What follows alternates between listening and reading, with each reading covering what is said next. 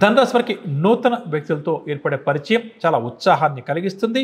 అనుకున్న కార్యక్రమాలను ఎటువంటి ఆటంకాలు లేకుండా దిగ్విజయంగా పూర్తి చేస్తారు. మనసులో ఏవైతే ఆలోచనలు వస్తాయో వాటిని వెంటనే అమలు చేస్తారు.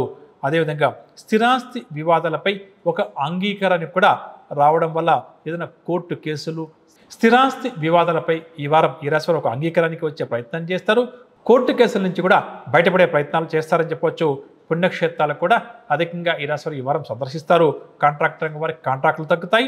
ఆర్థిక పరంగా చూస్తే రావాల్సిన డబ్బు చేతికంతుంది. దీనివల్ల ఖర్చులను తట్టుకుంటారు. కుటుంబ అవసరాలకు ఎటువంటి లోటు లేకుండా ఈ వారం గడుస్తుంది. కుటుంబపరంగా చూస్తే కుటుంబ సభ్యులతో వివాదాలు, మనస్పర్ధలు ఏమైనా ఉంటే సర్దుబాటు అవుతాయి. ముఖ్యంగా భార్యాభర్తల మధ్య సఖ్యత నెలకొంటుంది. వివాహాది శుభకార్యాలను కూడా నిర్వహించేందుకు వీరు ఈ వారం సన్నాహాలు చేస్తారు. ఆరోగ్యం విషయానికి వస్తే గత వారం కంటే కూడా ఈ వారం ఈ రాశి వారి యొక్క ఆరోగ్యం మెరుగుపడుతుంది. దీనివల్ల ఉత్సాహంగా ఉల్లాసంగా గడుపుతారు.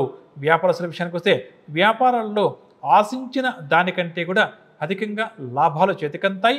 భాగస్వాములు వీరి మీద నమ్మకంతో కొన్ని లావాదేవీలను వీరికి అప్పగిస్తారు.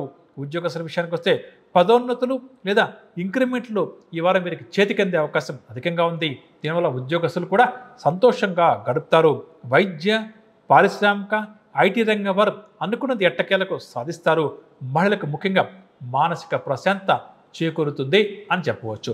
పరిహార విషయానికి వస్తే ధనురాశి వారు ఈ వారం అంతా కూడా ప్రతినిత్యం శివారాధన చేయడం, శివాష్టకాన్ని పఠిస్తూ ముందుకు సాగడం చాలా మంచిది.